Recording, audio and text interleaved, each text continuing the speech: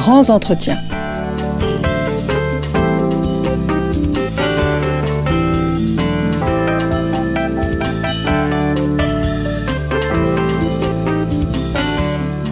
On retrouve Marie Cohen-Carichon. Bonjour chers amis, vous êtes bien à l'écoute de Storia Voce, le podcast du magazine Histoire et Civilisation. Alors si je vous dis aujourd'hui invention, révolution industrielle, progrès, colonie, vous pensez bien entendu au 19e siècle. Je ne vous apprendrai rien si je vous dis que c'est un siècle en pleine transformation et en pleine transformation économique. Or, il est important de concevoir que ces évolutions sont souvent le fruit, direct ou indirect, voulu ou non, des décisions humaines, décisions qui peuvent être politiques ou pas. Qui sont les hommes qui pensent l'économie, qui agissent sur le marché entre le 18 et le 20e siècle? Qui est responsable de l'évolution du commerce?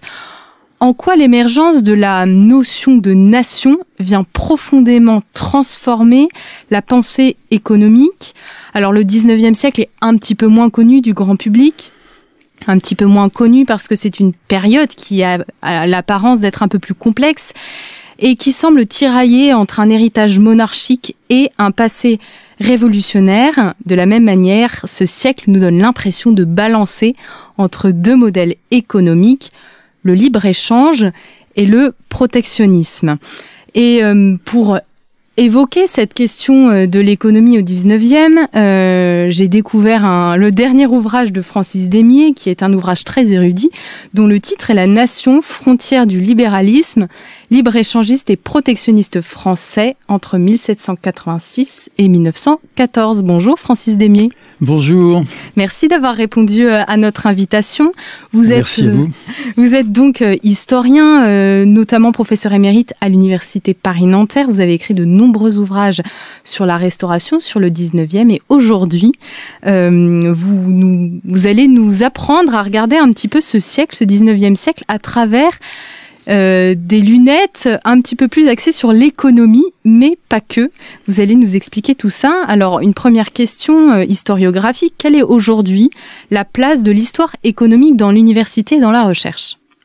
Écoutez, pour ce qui concerne justement ce sujet, c'est-à-dire l'étude, les interrogations sur le libre-échange et le protectionnisme, incontestablement, c'est l'histoire économique, les économistes même qui s'en sont emparés.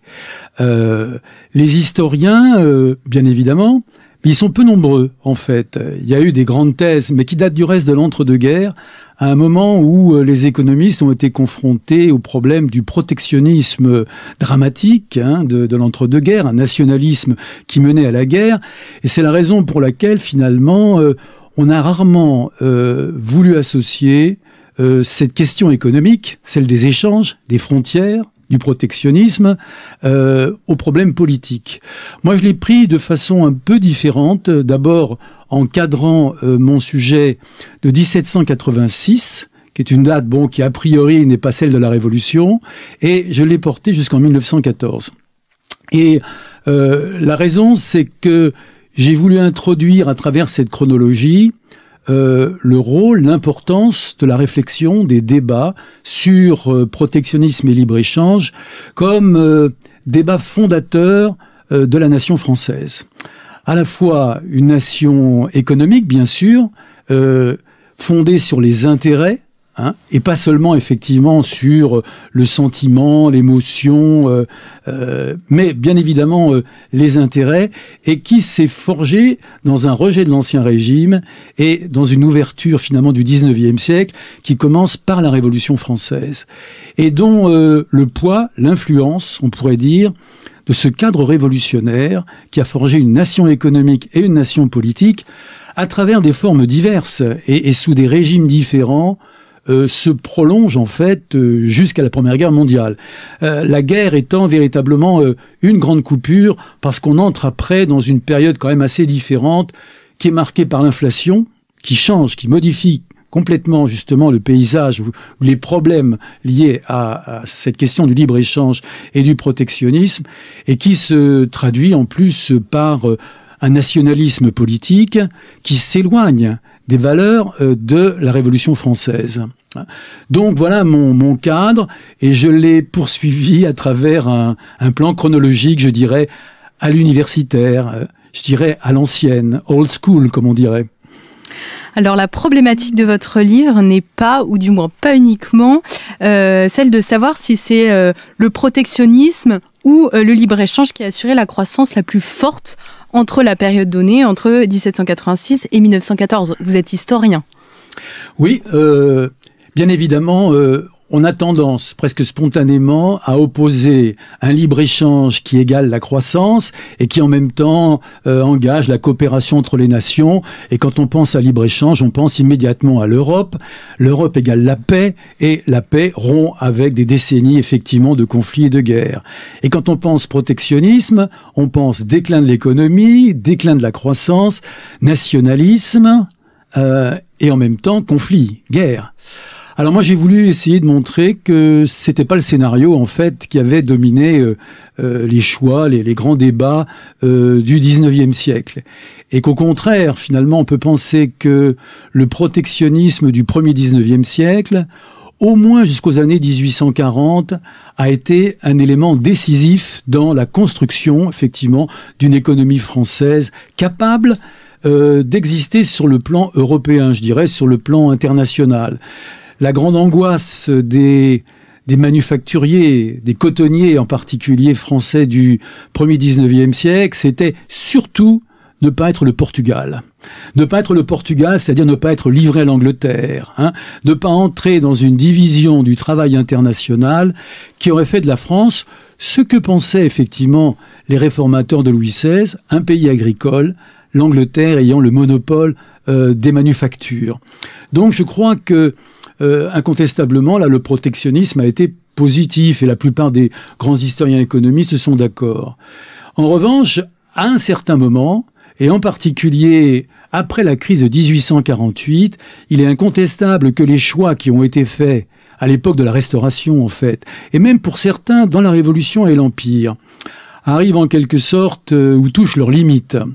Et à partir de ce moment-là, on peut penser que ce libéralisme contrôlé par les frontières de la nation est dans une impasse. Et cette impasse, on la vérifie dans le fait que le Second Empire, alors, va rompre plus radicalement qu'on ne l'a dit encore avec le protectionnisme du premier 19e siècle. Et en même temps, il introduit une problématique tout à fait nouvelle. Entre la Révolution française et la Seconde République, donc 1848-51, ce qu'on voit se construire finalement, c'est un libéralisme français, dans lequel l'objectif consiste à associer le libéralisme économique, l'ouverture, et c'est un objectif, un choix à faire, et libéralisme politique. Guizot, en quelque sorte, en est un peu le représentant. Et le Second Empire, à travers un coup d'État, introduit pour la première fois une dissociation tout à fait nouvelle entre libéralisme économique et un État autoritaire. Autrement dit, c'est un coup d'État, un État autoritaire qui a relancé le libéralisme économique, a ouvert les frontières, et en même temps, c'est vrai, c'est important, a relancé la croissance. C'est une période où ce sont des logiques, en fait, qui sont liées aussi aux conjonctures. On ne peut pas détacher finalement ces grands choix sur les frontières économiques du contexte dans lequel elles se situent. Par exemple, le milieu du 19e siècle est contemporain d'une crise économique très profonde, qui est en même temps une crise sociale, une crise du libéralisme et aussi du socialisme. Et puis, bien évidemment, si on prend la fin du 19e siècle, les années 1900 surtout, nous avons une nouvelle mondialisation, parce qu'il est intéressant justement d'associer ou d'établir un lien entre le phénomène de mondialisation et la définition de nouvelles frontières économiques. C'est ce qui s'est passé dans la première mondialisation, qui est celle de l'Angleterre, dominée par l'Angleterre, et où la France, pour exister économiquement, s'est protégée. Et s'est protégée de façon brutale et importante. Et on ne peut pas non plus séparer l'autre protectionnisme, qui est celui de la fin du 19e siècle, moi que j'ai appelé le système Méline, parce que d'un certain point de vue, on y reviendra peut-être, j'ai voulu essayer de sortir Méline finalement des mauvais portraits qu'on lui avait tracés dans l'historiographie. Là, il est incontestable que dans ces années 80-90, Si, effectivement, on n'avait pas eu une montée qui n'a rien à voir avec celle du premier 19e siècle, mais une montée du protectionnisme, il est incontestable qu'on se serait trouvé à ce moment-là dans un scénario qui aurait peut-être ressemblé à celui de l'Allemagne. Parce que l'Allemagne connaît une émigration rurale, paysanne, énorme, extraordinaire entre les années 80 et la guerre. Et il est clair que la plupart des historiens quand même associent cette poussée de l'émigration rurale à l'impérialisme et donc à l'émergence d'un État autoritaire. Au contraire, en France, le protectionnisme de Méline a maintenu la République. Et il maintient la République en protégeant les paysans. Et ça a bien évidemment une portée extraordinaire que certains considèrent comme négative. Bon, le protectionnisme maintient la petite agriculture et en même temps, c'est le maintien de la démocratie. À un moment, effectivement, où la République est menacée à la fois par le nationalisme du boulangisme, de boulanger, hein, et en même temps, elle est menacée par la pression des États-Unis, de l'Allemagne, avec en plus des choix techniques qui au départ ne sont pas ceux exactement qui favorisent la France, c'est-à-dire l'électricité et d'autre part la chimie, qui sont plutôt des atouts pour l'Allemagne et les États-Unis, comme pour l'Angleterre, ça avait été le coton dans la première mondialisation. Le premier mot de votre titre, c'est la nation. De quelle nation parlez-vous dans le livre? À quelle définition vous référez-vous pour votre étude? Eh bien, c'est une nation qui se définit contre l'Ancien Régime, à la fois sur le plan, disons, de ses assises économiques, les intérêts économiques qui sont engagés dans les contours de la nation, et d'autre part, bien sûr, c'est une nation politique, puisque cette nation est en même temps ce qu'on peut qualifier de protectionnisme révolutionnaire, de la Constituante jusqu'au consulat et même jusqu'à l'Empire. Ce protectionnisme se définit contre un libre-échange qui est un libre-échange aristocratique. Le dernier choix économique de l'Ancien Régime, c'est un traité de commerce avec l'Angleterre. Et ce traité de commerce avec l'Angleterre, pendant tout le 19e siècle, a été considéré comme un funeste traité. Et donc, ce qui est important pour la France, c'est qu'on associe libre-échange, aristocratisme et monarchie, et en même temps un danger, parce qu'il ouvre les portes à l'industrie anglaise. Et les manufacturiers français ont tout de suite souffert effectivement de cette pression, et ces manufacturiers, les cotonniers en particulier, de Rouen, du Nord, etc., se sont ralliés à la Révolution. On n'explique pas souvent pourquoi le patronat rejoint la Révolution jusqu'à la Convention y compris. C'est qu'il y a un enjeu décisif qui est la construction à partir effectivement de 89 par étapes. Pas tout de suite dans la Constituante, mais plus clairement à mon avis avec les Girondins, qui sont les doctrinaires, les théoriciens de ce qu'on pourrait appeler un protectionnisme moderne. Eh bien, ils ont défini ce que pouvait être une nation, à la fois une nation économique et une nation définie dans des contours à la fois politiques et économiques qui forment désormais un tout. C'est la Révolution française qui permet l'articulation entre l'économie française et la nation politique. Avant la Révolution, finalement, l'Alsace commerçait avec le Rhin et faisait partie d'une espèce de Lotharingie qui avait peu de rapport avec la France. La France du Nord, la région lilloise, était intimement liée à la Belgique. Tout le sud-ouest français était en liaison directe avec l'Espagne et commerçait avec l'Espagne. À partir justement de la construction de ce socle national, il est plus question effectivement d'envisager une dispersion géographique de l'économie française. Elle s'inscrit dans un cadre politique et en même temps dans les valeurs politiques de la Révolution française. Donc vous avez une articulation, un lien très étroit qui s'établit entre la base économique et les valeurs politiques qui sont celles effectivement de l'économie nationale. C'est très intéressant ce que vous dites, qu'il y a une imbrication entre l'économie, le politique et l'idéologie. Et c'est d'ailleurs ce dont on se rend compte quand on vous lit. C'est pas juste un livre d'économie, en fait. Votre livre est aussi un livre d'histoire culturelle, j'aimerais bien qu'il soit d'histoire pris politique. pour un livre d'histoire politique, en fait. L'histoire des choix. et qui sont des choix globaux, en fait, qui orientent la France. Après la Révolution, c'est donc l'Empire et Napoléon. Alors, c'est le titre d'un de vos chapitres, si je me souviens bien, dit au sujet justement du libéralisme, je ne voulais pas de traité et que chacun fit chez soi ce qu'il voudrait. Est-ce que cette phrase illustre la réalité économique de l'Empire ? Oui, je le crois, avec des nuances et des hésitations. Cette phrase, elle a été prononcée un petit peu après la paix d'Amiens. Et donc, c'est à un moment où l'Angleterre et la France sont épuisées par la guerre et font une pause. Et les Français ont négocié une paix d'Amiens assez favorable sur le plan de la reconstruction de l'empire colonial français. En revanche, les Anglais attendaient de cette reconstruction finalement assez favorable aux Français, un traité de commerce avec la France. Donc ils revenaient à leur idée de 1786, il faut ouvrir le marché français et en même temps le marché continental, parce que c'était ça qui était l'enjeu. Alors c'est le problème qui s'est posé. Et on peut dire que sur ce terrain, Napoléon a hésité. Il a hésité parce que, dans un premier temps, il était assez sensible à ce qu'on appelait à cette époque-là la richesse atlantique, celle du XVIIIe siècle. Il était influencé par toute une série de conseillers, par sa famille, et ses liens justement avec les Beauharnais. Et donc pour lui, la richesse, c'était encore les ports, le sucre, etc., les colonies.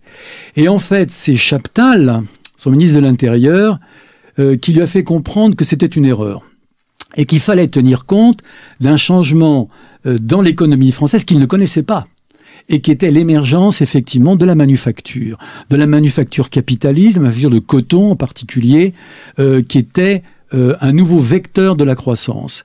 Et on peut dire que pendant cette période, Napoléon a hésité entre les deux, mais je dirais intelligemment, pour rendre hommage à l'empereur, il a écouté Chaptal. Et il a fait le tour des entreprises, en particulier à Elbeuf, dans la laine, etc. Et il a rassuré les manufacturiers en disant, écoutez, c'est Chaptal qui l'a fait, c'est pas lui directement. Il dit, ne vous en faites pas, nous allons garder effectivement un protectionnisme solide, qui était du reste, qui est devenu un protectionnisme de guerre, en fin de compte, avec le blocus et les contradictions du blocus.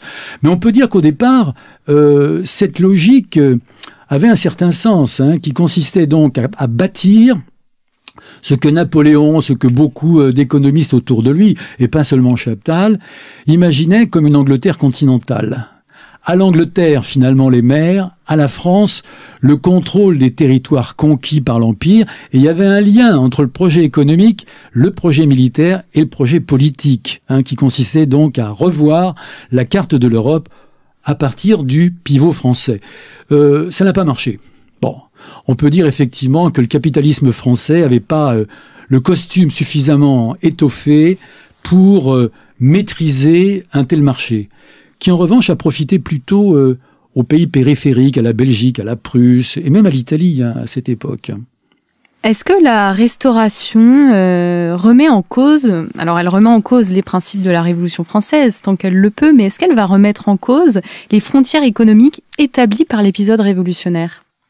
Alors c'est un problème auquel je me suis attaché, que j'ai beaucoup travaillé, parce que en fait je suis spécialiste de la Restauration quand même, et donc j'ai voulu montrer qu'il n'y avait pas de rupture entre les choix qui avaient été faits sous l'Empire et par toute une série finalement d'économistes d'un type, je dirais, nouveau, qui ont bâti en quelque sorte le libéralisme sur un terrain différent de celui qui avait été imaginé par les physiocrates en particulier du XVIIIe siècle. Mais ces économistes qui écrivent et réfléchissent sous le Premier Empire et qu'on retrouve sous la forme de grands technocrates finalement dans le sillage du gouvernement de la Restauration, au moins jusqu'au gouvernement Polignac, en 1829, ce sont des économistes qui ont lu Adam Smith, des libéraux, mais qui en font une lecture, je dirais, spécifique, la richesse des nations. Et donc le mot d'ordre qui est progressivement élaboré par ces économistes, je pense à Chaptal, bien sûr, on l'a évoqué, mais ils sont nombreux, Dutens, ils sont assez nombreux, j'ai pas le temps de les citer là, je vous renvoie à mon livre, mais en tout cas, ce qu'ils ont essayé de montrer, et c'est du reste ce qui oriente en fin de compte le gouvernement de la Restauration encore en 1814, c'est liberté au dedans, protection au dehors. Tel est le secret de la régénération. C'est Becquet, qui est le directeur général justement du commerce à cette époque, en 1814, qui est un homme de Talleyrand. Donc, vous voyez, ça nous renvoie effectivement aux libéraux de la fin de l'Ancien Régime et des débuts de la Révolution sous la Constituante. Et donc, c'est cette doctrine qui consiste à dire construire la nation française, construire une économie, défendre une croissance, c'est d'abord protéger le marché national. Et la pire des choses, finalement, ça serait de concevoir le libéralisme économique, les échanges, sans bâtir d'abord un marché national. Et c'est la raison pour laquelle les économistes français, et du reste les gens de la Restauration, sont extrêmement attentifs à l'Angleterre. Il y a une vision de l'Angleterre qui est celle de Jean-Baptiste Say, qui n'a pas cours, en fait, dans les milieux politiques qui décident. L'idée qu'ils ont, effectivement, ces économistes, c'est d'imiter l'Angleterre. Et comment l'Angleterre s'est-elle construite un empire économique? Eh bien, d'abord, par l'acte de navigation, par l'intervention de l'État, par un protectionnisme absolument sans faille. Donc, imitons l'Angleterre et n'écoutons pas ces économistes. C'est un peu ça qu'ont fait, justement, les responsables de la fin de l'Empire et de la Restauration, et c'est eux qui vont en quelque sorte bâtir ce modèle économique français, liberté à l'intérieur, et du reste, l'enjeu c'est les transports. C'est donc réaliser d'abord un marché national. Mais c'est un bon choix quand même, on peut dire du point de vue de la croissance, et la croissance de la Restauration a été forte. C'est un choix qui consiste à protéger un marché de 30 millions de consommateurs, alors que les Anglais n'en ont que 8. Autrement dit... Elle est là la différence. Elle est là la différence fondamentale. Faire le choix, effectivement, d'exploiter d'abord et de construire une économie sur la base de 30 millions de consommateurs, et en particulier même avec des prix plus élevés que ceux des Anglais, c'était un choix qui a permis la croissance et qui a installé, en fin de compte, en France, un modèle économique qui est celui du capitalisme. Le capitalisme français, d'abord articulé sur le coton, se construit sur ce tableau, sur ce grand projet. Est-ce qu'on peut dire que ce modèle économique est lié au contexte de paix? On sort des guerres napoléoniennes, la France doit asseoir sa puissance sur son économie et plus seulement sur son armée. On peut dire que c'est un petit peu la nouvelle base de sa puissance? Oui. Je crois qu'effectivement, il y a une réflexion qui est faite en 1814, c'est que la France ne pourra plus faire de guerre comme elle les a faites avec l'Empire. Donc on retient des leçons de l'Empire, mais il ne s'agit pas de reproduire en particulier le caractère belliciste qui a été celui de Napoléon Ier. Au contraire, on envisage la croissance dans un siècle qui est conçu comme un siècle de paix. Donc un siècle de négociation. Et du reste, ce protectionnisme qui va guider le début de la Restauration, surtout, est un protectionnisme qui n'exclut pas l'ouverture à l'étranger et l'ouverture aux échanges. Et en particulier, tous les théoriciens finalement qui sont autour du gouvernement de la Restauration entre 1814 et 1820, ce sont des personnages qui envisagent pour l'avenir un abaissement des barrières douanières. Le libéralisme n'est pas abandonné. Ils ont le sens en quelque sorte de la conjoncture. Le moment historique dans lequel ils se trouvent, en appréciant les rapports de force internationaux, contraint à cela. Mais ils ont comme objectif deux objectifs importants et qui nuancent en quelque sorte le schéma que je viens de faire, c'est que dès 1814, il faudrait se débarrasser des prohibitions. Or, la France est un pays de prohibition et non pas de protection. Une bonne partie des productions en quelque sorte névralgiques sont protégées par un appareil militaire, une interdiction d'entrée. Il y en a, bon, mettons comme le fer, le charbon, etc., qui rentrent avec des droits. Mais il y a une différence entre prohibition et protection. Et là, effectivement, le projet est libéral dans la mesure où on envisage dans le siècle de liquider les prohibitions. Et deuxième élément, ce qui montre que ce protectionnisme français est quand même à nuancer, il est important de libérer le marché des matières premières. Les matières premières agricoles, dans un premier temps, ça a été effectivement le blé, mais aussi le charbon. Toute une série de matières premières, la laine, le coton, etc., doivent rentrer sans taxe. Donc, cette forteresse douanière s'appuie aussi sur une importation des matières premières qu'on appelle les aliments de l'industrie. Et les aliments de l'industrie, ça sera la préoccupation de tout le 19e siècle, doivent alimenter au prix les plus bas l'appareil industriel. Donc, on dissocie, vous voyez, matières premières et produits finis, ayant une valeur ajoutée. L'élément essentiel, du reste, pour les pouvoirs politiques, c'est de dire que le choix du protectionnisme est un choix en faveur de la mobilisation des bras. C'est le travail. On mobilise effectivement les travailleurs dans le cadre d'une industrie protégée. Ça, c'est très important. Et c'est une rupture encore avec l'Ancien Régime, qui a l'image effectivement d'un régime de sous-emploi, un régime de chômage, de sous-utilisation de cette masse de 30 millions de Français dont on va mobiliser les bras. Mais alors, si on mobilise les bras, est-ce qu'on s'intéresse aux salariés, aux ouvriers? À partir de quand on commence à penser le rapport entre le patron et l'ouvrier, les conditions ouvrières? Eh ben, on y pense très tôt, dès la Restauration. Mais on peut dire que la rupture, et l'élément très important, c'est les années 40.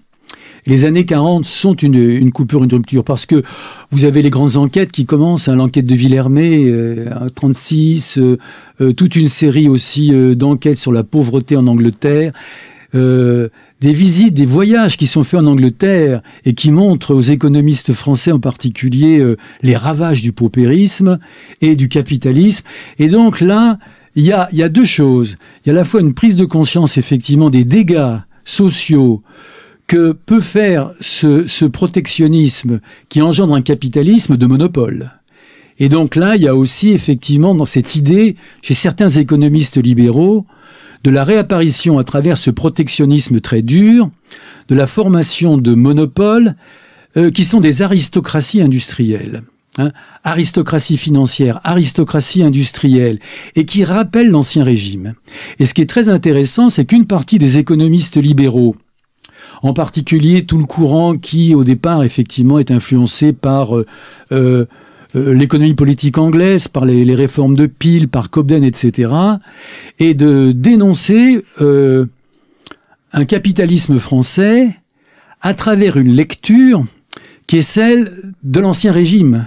La réapparition, finalement, des monopoles qu'on avait cru chasser dans la noblesse et qui réapparaissent sous la forme d'un aristocratisme industriel. Et là, ce qui est intéressant, c'est que toute une partie du libéralisme va basculer à gauche.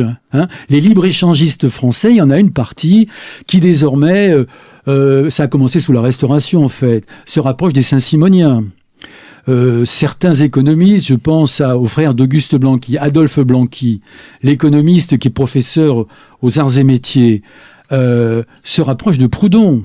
Proudhon vient suivre les cours d'économie politique libérale de Blanqui au CNAM.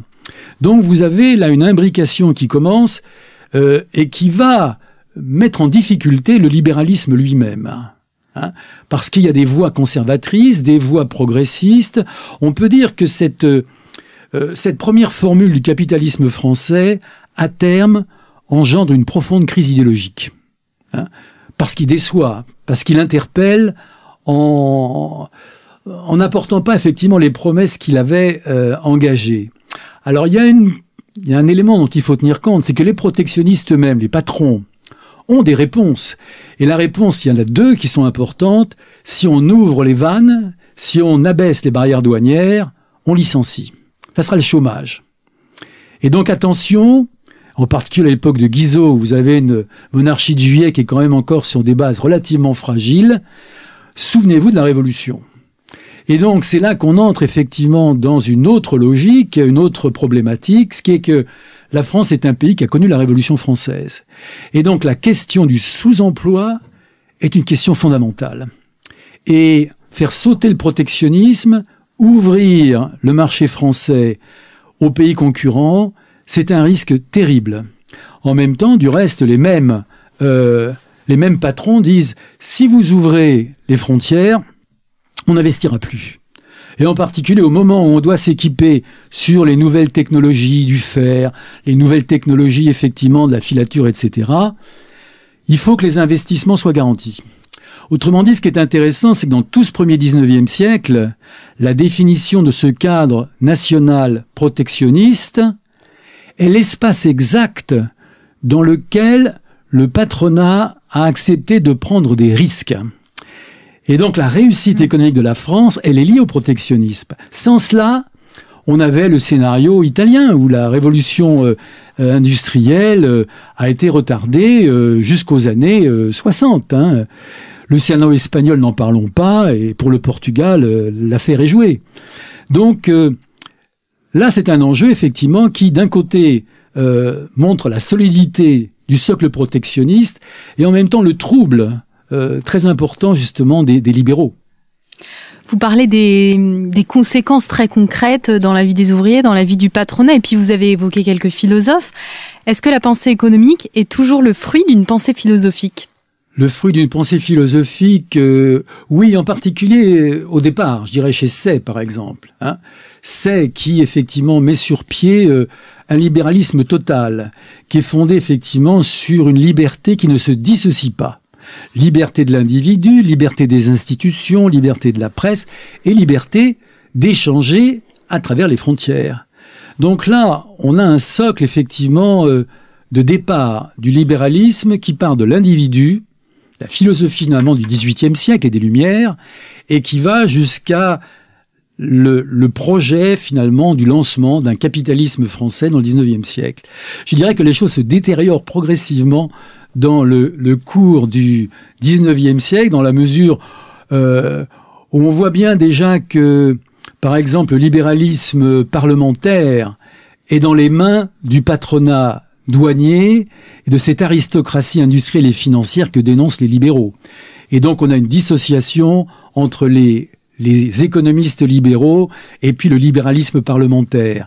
Et je dirais que la rupture aussi, la plus évidente, c'est la révolution de 48, où on s'aperçoit que ces économistes libéraux, c'est du reste un peu un fil tragique dans leur évolution, qui ont été favorables aux réformes sociales, hostiles au paupérisme pendant la monarchie de Juillet, confrontés à l'émergence à ce moment-là du projet socialiste, ateliers nationaux, journées de juin, etc., vont devenir en quelque sorte les critiques les plus dures, les plus farouches du mouvement socialiste.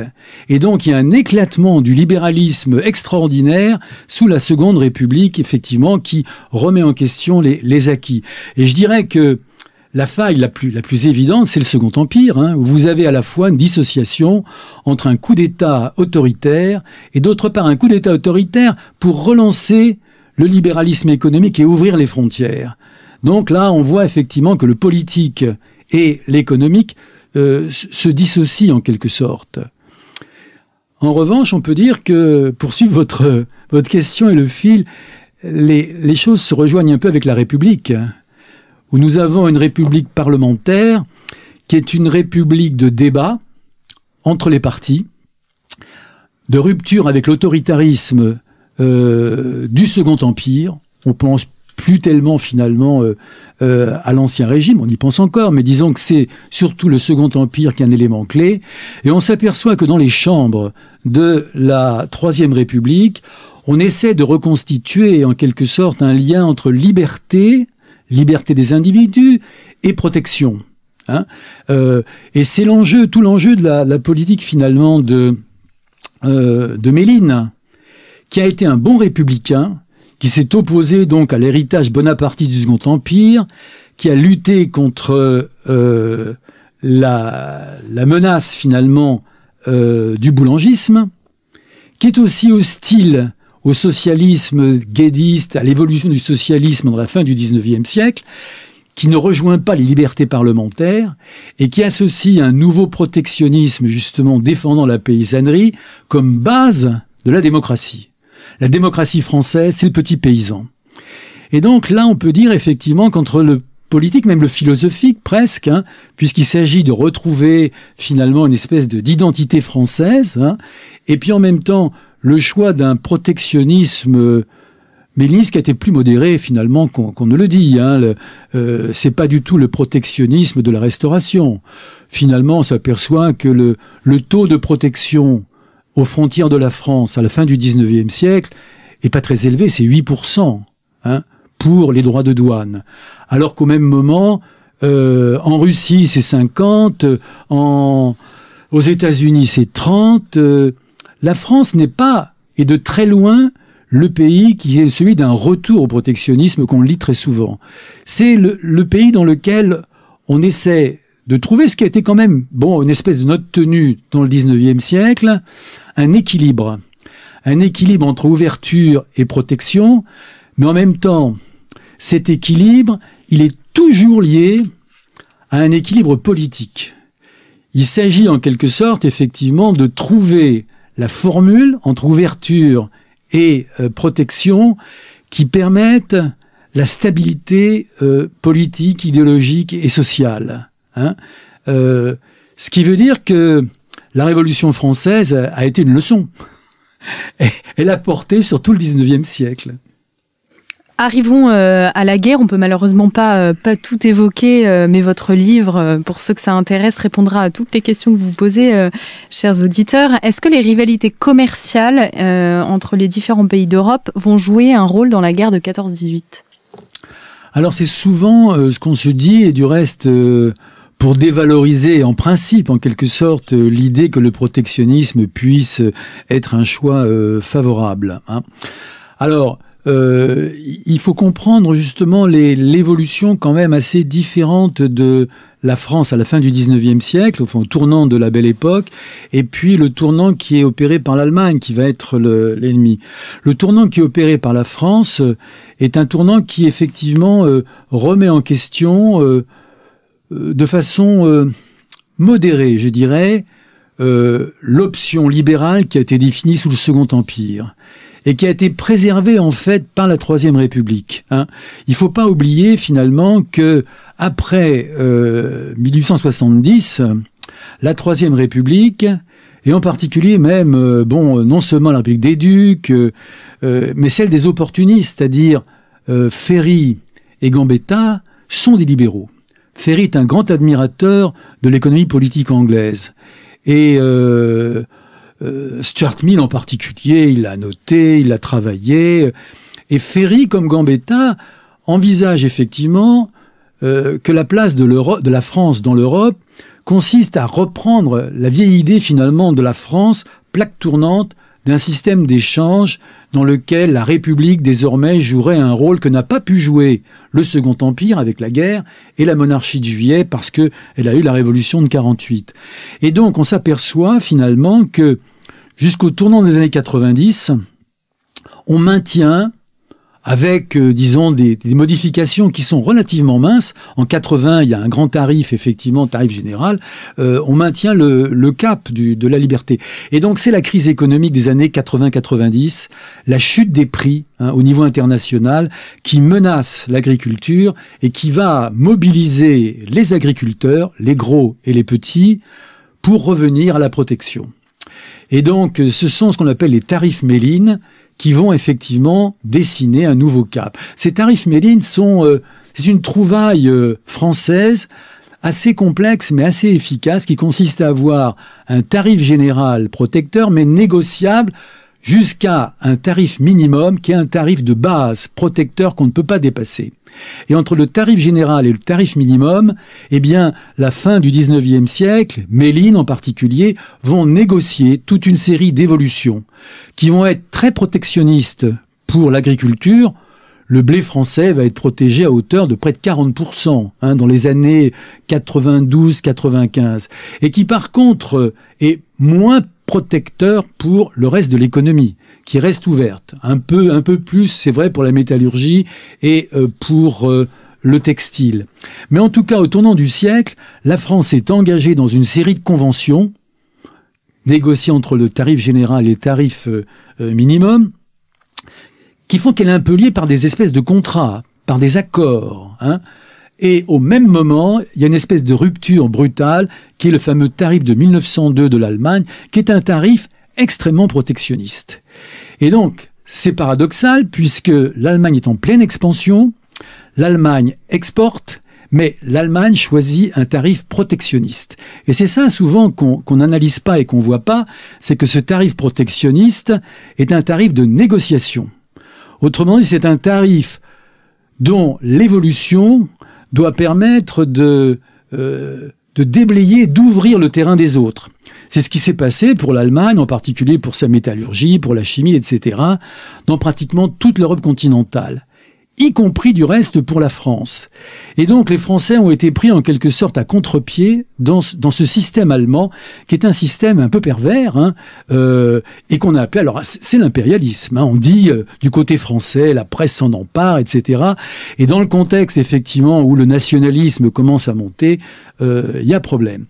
Alors, ce qu'il faut conclure sur ce point, c'est que non, je pense que ça ne conduit pas à la guerre, et que les responsables français, mais aussi à leur niveau, les responsables politiques allemands, n'ont pas saisi comme un terrain d'affrontement pouvant mener à véritable explosion militaire, hein.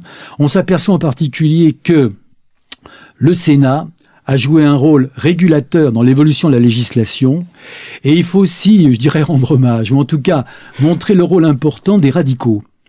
Les radicaux, finalement, ont récupéré la politique de Méline. On oppose souvent Méline et puis après la République radicale. Non, l'exemple typique, par exemple, c'est un ministre des Finances remarquable, qui est Klotz, hein, qui est un radical, qui était au départ, effectivement, d'une famille juive, libérale, d'Alsace, des cotonniers, ouverts au libre-échange, etc., et qui, progressivement, dans le parti radical, il est ministre des Finances, va devenir un protecteur modéré.